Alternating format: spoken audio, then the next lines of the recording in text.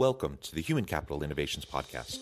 We're your source for personal, professional, and organizational growth and development, where we share original research, explore industry trends, and interview executives and thought leaders from across the globe. We hope you join us often for practitioner-oriented content around all things related to leadership, HR, talent management, organizational development, and change management. Maximize your personal and organizational potential with Human Capital Innovations Podcast. Do you enjoy the Human Capital Innovations Podcast?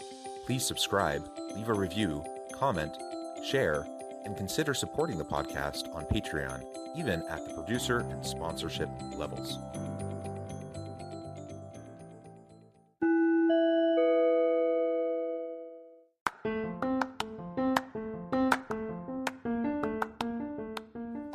Welcome to the Human Capital Innovations Podcast. In this HCI podcast episode, I talk with Boyd Davis about organizational DE&I efforts and ensuring pay equity.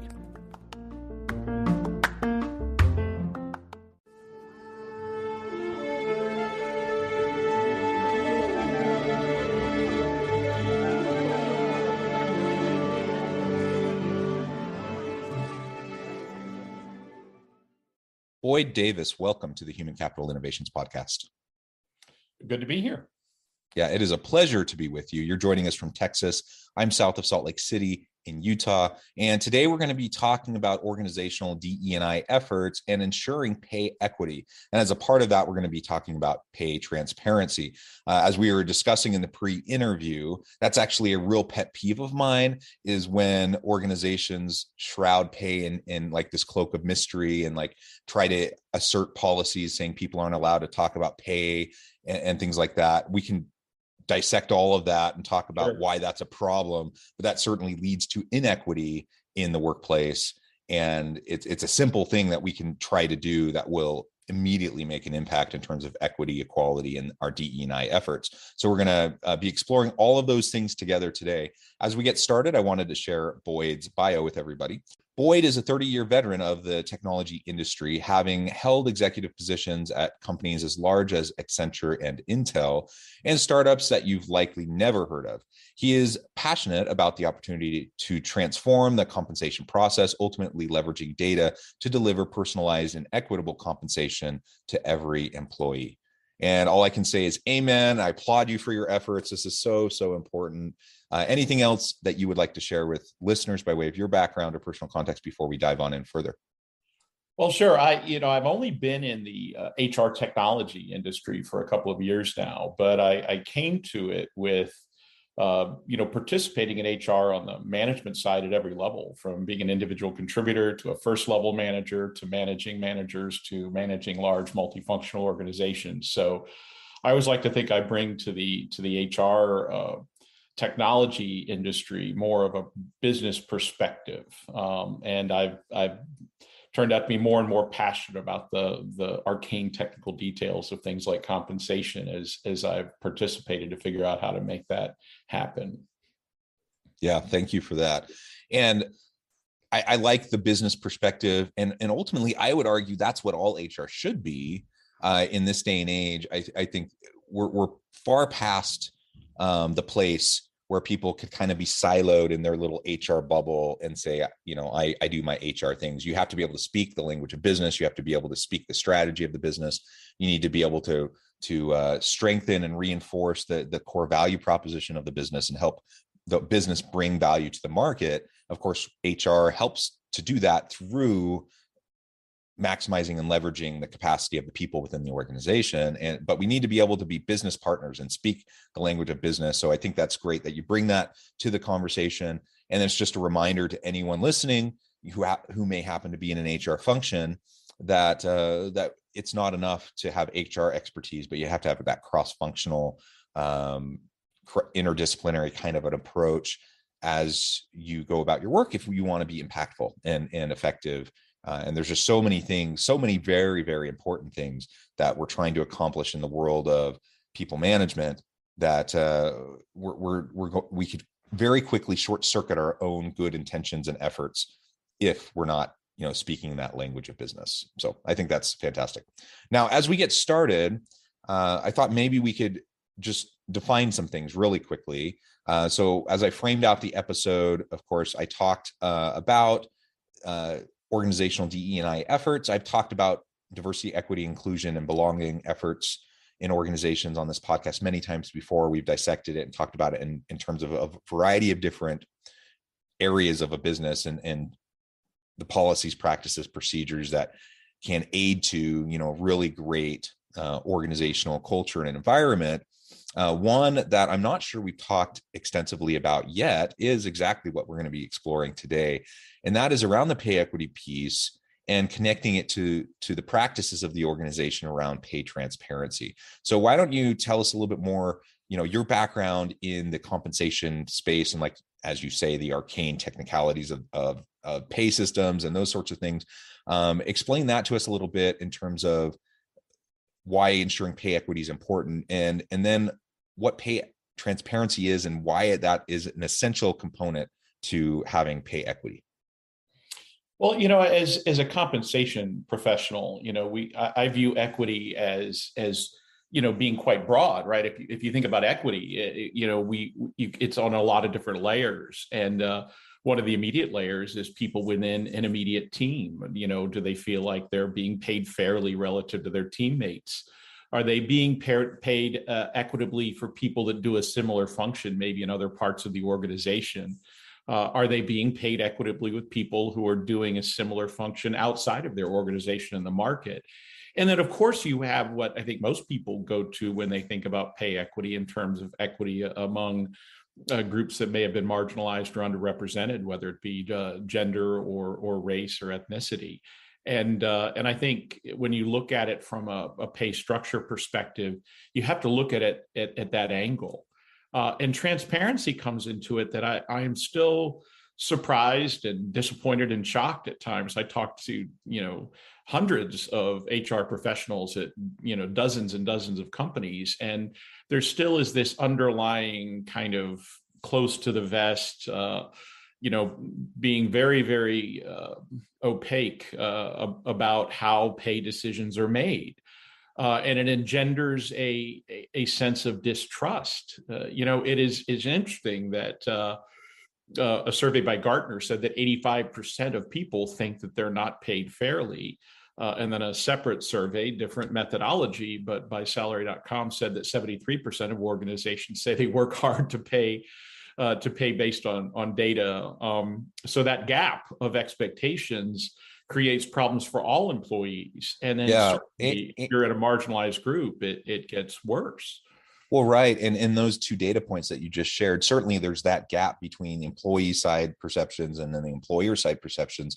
But also, is it really possible for 85% of employees to not be paid fairly? I guess theoretically it's possible. But when we're talking about trying to, if you think about the bell curve of like pay throughout the organization, there's going to be more than 15% of the people in the organization that are being paid above average, right? And so clearly, organizations are putting a lot of effort into this. It's not always, it doesn't meet the end of the row though, in terms of how it's communicated, how it's perceived. And so many people walk around feeling cheated by their organizations. And when you feel like you're not being paid equitably, whether it's internal equity, external equity, whatever, when you feel taken advantage of, whether it's true or not, if you feel taken advantage of, that will impact the way you interface with your team and how you do your work. And there's equity theory in organizational behavior. It's a very simple concept that basically you're going to balance the scales. And if you feel like you're being treated unfairly, most people, they'll either leave or they'll mentally check out of their current job while they're looking for their next opportunity. And they'll simply balance the scales and put it forward less effort, to meet and match the pay that they feel like they're getting in terms of that equity. And so it's a huge problem for organizations. Like clearly they're not communicating things well. If 70+% say that it's a really strong priority and they want to make sure they're doing it, it's not getting there yet. And so part of it is being more transparent and clear in the systems and the processes, but it's also just about how you communicate it. And so if you are doing things to move the needle and make things more equitable, man, you better be also investing time and energy into the communication strategy. so that your people understand what the strategy is and what all of those different components that go into decision making are and how they stack up with everyone else, so that you take the mystery away and you just take away that opportunity for people to be upset about something that ultimately may or may not actually be a problem. Well, and I think the key is first level managers, right? We all know that all of the data says that people don't leave jobs because they're not paid enough, or for all the, they don't get enough perks or whatever. Most people, when they're unhappy with their job, they're unhappy with their relationship with their first level manager, right? That's the plurality of the challenge. And yet I look at them, still not a majority of organizations that I speak with give their first level managers the agency and visibility to the data, so that when they're making a pay recommendation or a pay decision, they don't really have visibility to the market data, to the internal equity data, to the factors that lead to performance at a really holistic level. And therefore you have, employees out there who are being communicated to. Almost always the manager might give the performance evaluation and communicate the salary change, and the manager doesn't necessarily feel it or believe it. So I think the communication element is huge, because most organizations I talk to do a pretty good job. They know what their philosophy is for where they want to price relative to the market. They're sourcing survey data. They're doing the hard work. I mean, comp professionals are really, really, hardworking, passionate people. And the gap ends up being, how do you make sure that the managers know? And I often have a conversation with our prospects that are evaluating our software, which helps to achieve some of these goals. And I say, hey, what you want the manager conversation to be is, I want to pay you more. You're being paid fairly now, but let me help you develop skills, make bigger contributions. Everybody in the organizations wants to pay you more money, and let me give you a roadmap to get there. And a lot of the more experienced compensation professionals I talk to kind of roll their eyes and think of that as a bit of a nirvana, because we're so far away from that. And I think people need to think about the processes and tools and policies to help get us closer to that end state, and help more, particularly those frontline first level managers, understand, how we make these compensation decisions and how to communicate them in a way that's motivating. I think too few organizations view their compensation strategy as a key part of that manager employee engagement model, right? They have all these engagement efforts, and then they have this kind of spreadsheet driven, formulaic driven, black box process to pay people. And I think those two things are incompatible. Yeah. And part of the reason for that, I think, is the research around pay and its connection to engagement, performance, satisfaction has been weaponized in many organizations. Now, the research is pretty clear. In the academic research, pay is what's known as a satisficer. So it's not a great ongoing motivator for people. It's not a great trigger for engagement and satisfaction. But you have to pay people enough that you're paying them fairly and equitably, so that you kind of take pay off the table and they're not thinking about pay anymore and they can just focus on the job.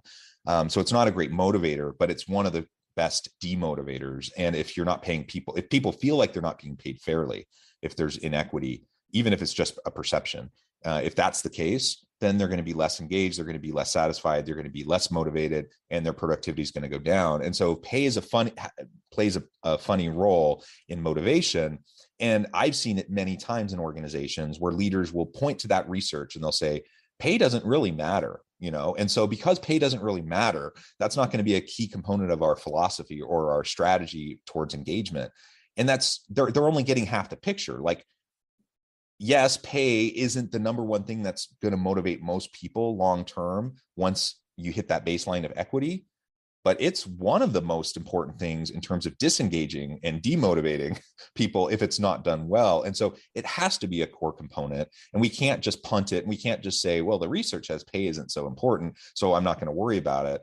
That's definitely the wrong approach. And I think that plays out in what all these conversations you're having with clients in your organization.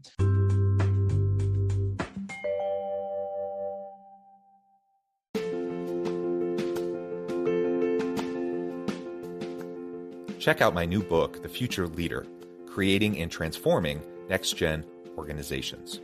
Stemming from 2 decades of professional experience and over 600 in-depth interviews with executives, thought leaders, and scholars from across the globe, The Future Leader will help you explore the ordinary, everyday actions that will help you to prepare to lead in the future of work, to respond to an uncertain future, and to produce extraordinary results for individuals, teams, and organizations.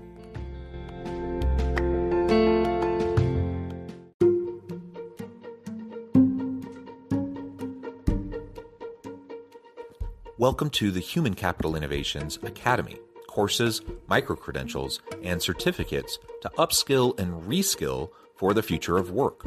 All HCI Academy courses, micro-credentials, and certificates are designed, developed, and delivered by award-winning and internationally renowned scholars, educators, thought leaders, executives, and practitioners. Our courses, micro-credentials, and certificates will help you make your mark on the future of work and make an immediate impact in your organizations. Check out the HCI Academy and our many course offerings and certificates to upskill and reskill for the future of work.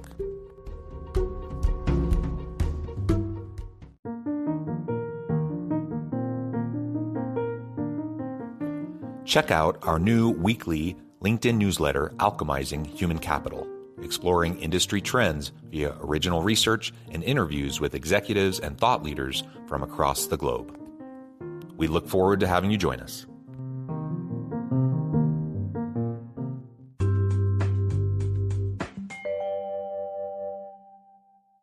Something else I wanted to just double click on is a few minutes ago, you mentioned, of course, there's the internal equity, the external equity, and there's the marginalized communities and populations equity piece, the diversity, equity, and inclusion piece. And that isn't something I want to gloss over. It's not the core point of discussion for today, but it is a very important point that we need to recognize and always remember that there are groups of individuals in this country and in many organizations where they are paid systemically differently for no other reason than their gender, the color of their skin, or a variety of different factors. And whether it's an overt racism or sexism at play, or an overt bigotry at play within that organization, I would like to think that's not the case, but there are systems in place that in many organizations that perpetuate inequities around a whole variety of factors within the organization, and pay is one of them. And so transparency around this whole process is one of the easiest things that you can do. You just shine a light on it and you make sure that everyone understands what's happening, how it's happening, why it's happening this way, and that people can have direct comparison points. And it goes away. Like, so much of the problem around pay equity can quickly go away just when you create those transparent systems and processes, and simple things like in the recruitment process, putting a pay range on the job posting that's going out to recruits. In this day and age, it blows my mind that most organizations still aren't doing that. And they don't do that because they want to be able to negotiate salary with people who are incoming. And I understand that. The problem is, we understand there's plenty of research that shows that there are certain groups of individuals who negotiate more aggressively, and those that negotiate less aggressively. And what ends up happening is, you inevitably, when you're not posting an actual range and trying to be very transparent and upfront with people from out of the gate what the pay is going to be for a position, you're almost ensuring that there's going to be gender inequities in pay, for example, or racial inequities in pay. It's almost guaranteed. And so you just got to be transparent about what the actual pay for the position is. Don't make people guess. Don't make people play the games. Just be transparent, and it will pay dividends in terms of the diversity, equity, and inclusion component. You'll have better internal equity throughout your team, so you won't end up finding yourself with these huge gaps between what one person negotiated versus what another person was willing to get hired for way less, doing the exact same thing. That's a huge problem. And it's no wonder organizations don't want to be transparent when that's happening, because clearly they open themselves up to all sorts of litigation and other headaches and problems with their people if that becomes known. And so let's just get rid of all that. Let's make it all clear. Let's make sure that everyone understands how it's happening, why it's happening that way, and that everyone knows that they are being paid fairly. Then they don't have to guess about it. I think I think organizations that are waiting for, for policy or legislation around this are aiming way too far behind the right target, right? People should be doing this because it's the best way to acquire and retain the best talent. I think a lot of organizations, this isn't any kind of conspiracy or anything, right? A lot of organizations don't even have formalized pay ranges. The ones that do are often not as confident in them. And particularly in the current environment, we all know that cost of labor does not track precisely the cost of living. That's one of the biggest challenges that compensation people are facing right now, is people are saying, I got a 3% raise, but inflation was 7%. You just gave me a pay cut. And like all parts of the economy, labor is not tracking exactly to the consumer price index. And so people are worried, right, that if they publish, they're going to lose access to talent. And in often cases, organizations are looking to recruit, and they have an opening, but they're trying to find people, and they'll be willing to match the position or redefine what they're recruiting for based on the person. And I don't think there's anything wrong with that, right? I think, but a lot of it in the end of the day is there are some standards here. People looking for a job should expect the person hiring to share what the target price range is, or range is. This is probably the thing that bothers me most, is this notion that we're asking people to come in and say, what do you want to be paid? And the first step should be the hiring person say, hey, this is the range we were thinking about. Let's talk, right? It's that simple, like let's make it socially the standard that if you're hiring, you should say, this is what I'm willing to pay. Just a baseline common understanding, so everyone's on the same playing field, right? And how many organizations spin their wheels wasting so much time recruiting people, and then they get to the offer point and the person laughs at them. They're like, no, I'm not gonna come for that. Like it goes both ways. Like it's good both ways to be more open about that. Absolutely. Because then you're attracting the people that will actually work for you for that pay. And instead of getting people who may have expectations that are far beyond. And some people will say, well, what, that's why we asked the question about what's your pay expectation. I hate that question. I like you said, I think it should just be the standard that we just are transparent out of the gate. This is what the position's going to pay. Are you interested? Rather than trying to squeeze the employee or the potential employee and try to see how much you can get away with, how little you can get away with paying. It's a bad way to start the relationship. Now, yeah. I will say that, one of the aspects of our software that we offer is a recruiting tool where we take the things that we give to measure in the compensation process, things like market position, range position, compa ratios, those kinds of data points. And we actually have a pre-hire tool that the compensation team can share with the recruiting team, because it is a challenge. The recruiting team is measured on how can I bring in talent? I've got to meet the needs of these hiring managers. And there's always some tension, because the compensation person says, if we bring this individual in too high, it's going to blow internal equity. We're going to have some serious challenges. So I think all of this is definitely addressed by integrating and sharing the relevant data points. And we're still stuck with a problem in comp that a lot of organizations are using spreadsheets to do this. And if you think about, my biggest passion in comp is that it should be personal, right? If your strategy for compensation is that our budget is 3% and everybody's going to get 3%, then that's a tough policy. You really have to look at an individual basis. What is this person's contributions? Where are they relative to the market? Where are they relative to their peers? And how much should you provide for a base pay versus some shorter term incentive like bonus versus some longer term incentive, whether that be cash longer term cash incentives or stock. And very few organizations have the wherewithal to do it. And it really requires a more modern approach to integrating all of these different data points and then sharing them with people so that when they're making their decisions, they're based on data. And that alone will go a long way toward DEI. Yep. And one of the things we also offer in our tool is a way to kind of measure some, at least the averages by ethnicity or gender throughout the process. I think one of the biggest challenges with DEI from a comp perspective is that kind of the state of the art right now is to complete your whole compensation review and then do a pay equity audit on it, find out where there's disparate impacts, and maybe in the last 3 days of the cycle, go undo decisions that may have already been made. And that may solve the problem with disparate impact, but think about what that does for the organization.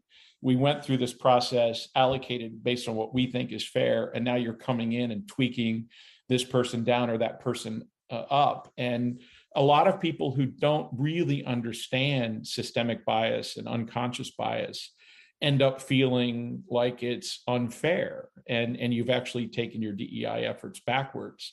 Whereas you actually have to share some of the information sooner and throughout the process so that people can look at that and say, that is unusual that out of 150 people in this position, the women are consistently being paid 7% less.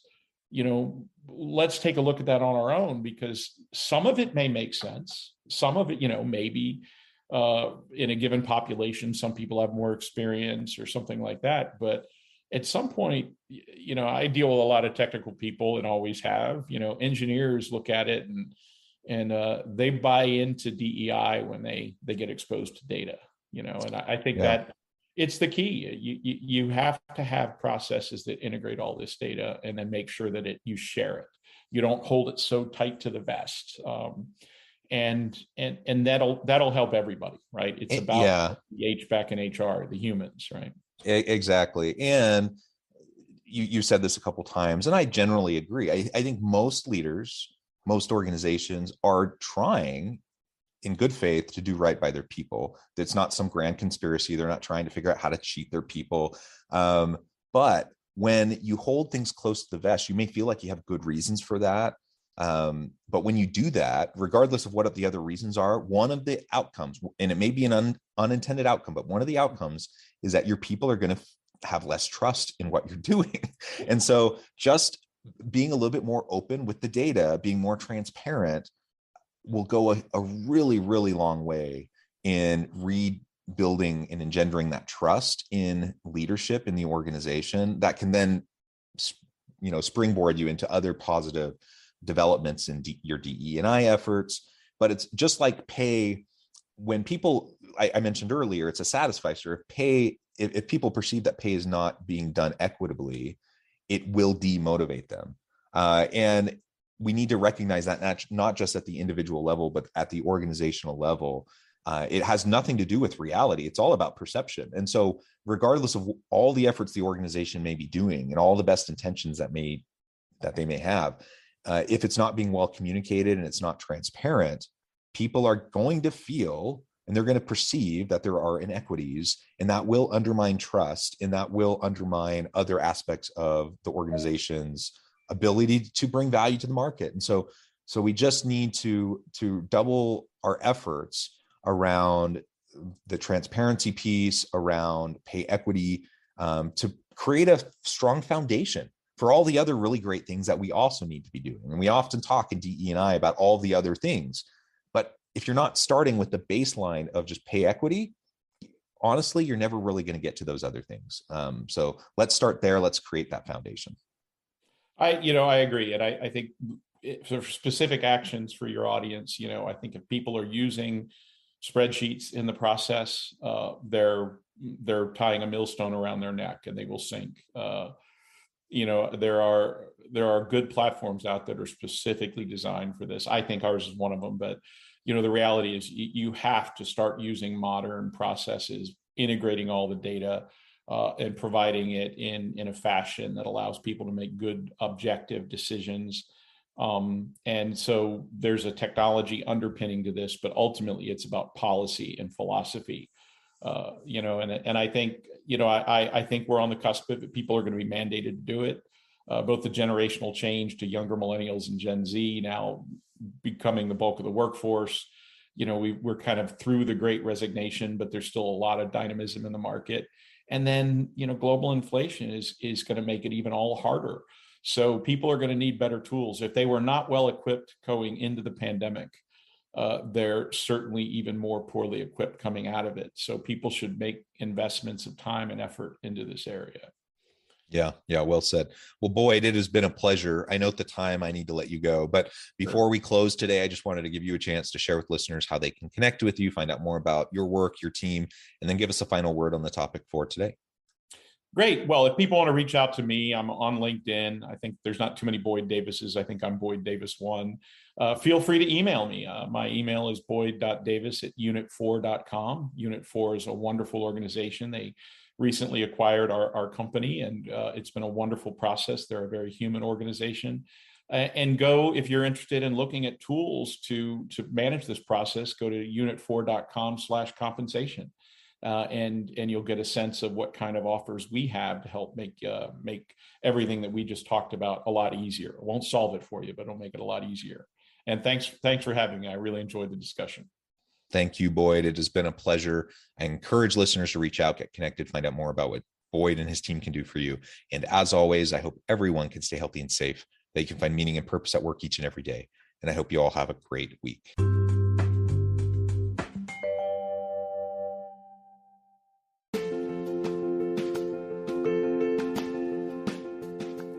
Bluer Than Indigo Leadership, the journey of becoming a truly remarkable leader.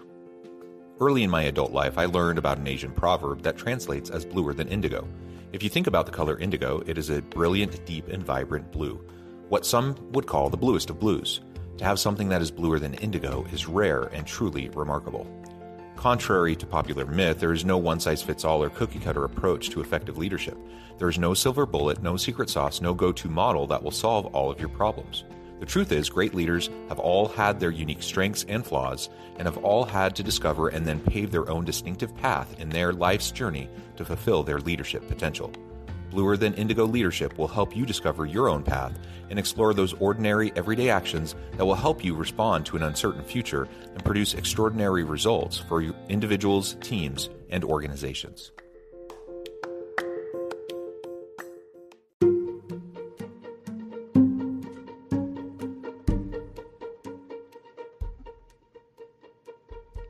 Check out Human Capital Innovations magazine, Human Capital Leadership. Human Capital Leadership is a free, interactive e-magazine with the mission to help individuals, leaders, and organizations find innovative approaches to maximize their human capital potential. We publish issues quarterly in August, November, February, and May. Take a look at the latest issue and let us know what you think.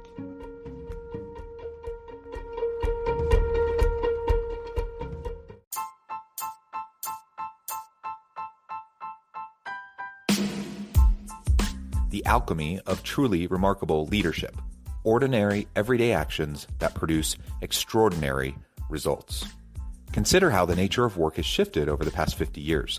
With increased globalization, rapid technological advancement, and the shift in economic composition, the average job of today looks very different than the average job of 50 years ago. What will the jobs and organizations of tomorrow look like?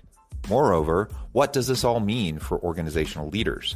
What are the core competencies and capabilities of organizations and their leadership that are prepared for continued disruption and geopolitical and socioeconomic shifts? Regardless of what the future holds, increasingly, leaders need to be socially minded, data-driven, decisive, champions of talent, and disruptors of the traditional notions of leadership, teams, organizations, and work. The alchemy of truly remarkable leadership will help you to explore your own leadership competencies and capabilities and consider ways to apply and implement them into your workplace and personal life.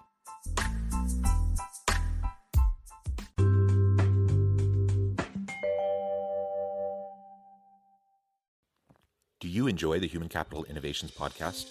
Please subscribe, leave a review, comment, share, and consider supporting the podcast on Patreon, even at the producer and sponsorship levels. Thanks again for joining us for this episode of the Human Capital Innovations Podcast. I hope you stay healthy and safe and that you have a great week.